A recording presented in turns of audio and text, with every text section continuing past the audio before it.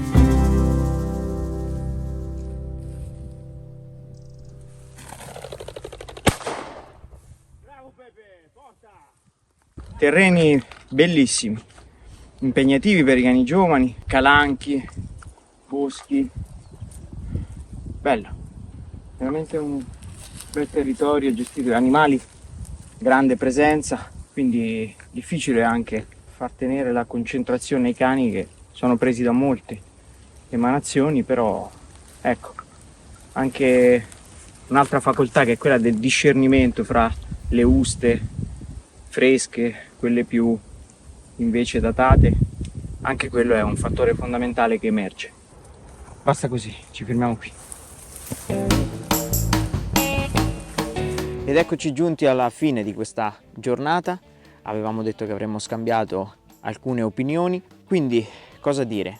Una giornata innanzitutto piacevolissima perché trascorsa in luoghi ben gestiti, con i cani che si sono comportati bene e non da ultimo, appunto, dicevamo questa mattina, speravamo di divertirci sul campo e di avere anche delle risposte positive da parte dell'Arma. Una doppietta che infatti ci ha fatto divertire come speravamo. L'Iside calibro 28 Fire ci ha permesso di concludere nel migliore dei modi quelle che sono state delle azioni corrette. Gli incontri sono stati tanti con i fagiani, ma non solo, anche delle bellissime pernici rosse. Abbiamo camminato molte ore alternando i cani e i terreni erano piuttosto pesanti perché c'è stata una pioggia abbondante nelle ultime ore, però in questo caso il calibro 28 e in particolare questo modello, quindi la leggerezza di un piccolo calibro, si è fatta apprezzare particolarmente. Non da ultima sicuramente anche la balistica,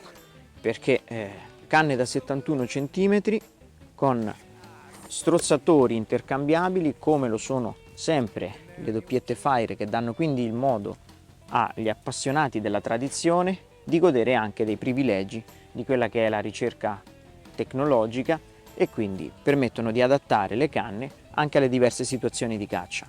Un'arma quindi che si presta sia alla caccia d'appostamento ma benissimo nella caccia vagante, appunto per il brandeggio rapido, il tiro istintivo, e abbiamo avuto modo di apprezzare sia tiri riusciti istintivi appunto a pochi metri davanti alla ferma dei cani, sia fucilate a distanze maggiori senza spingerci mai oltre quello che è il tiro utile, altrimenti perderebbe anche di senso la scelta del piccolo calibro, però appunto godendo e apprezzando gli ottimi risultati ottenuti. L'eleganza dell'arma l'avevamo notata già in partenza, è la prima cosa che salta all'occhio.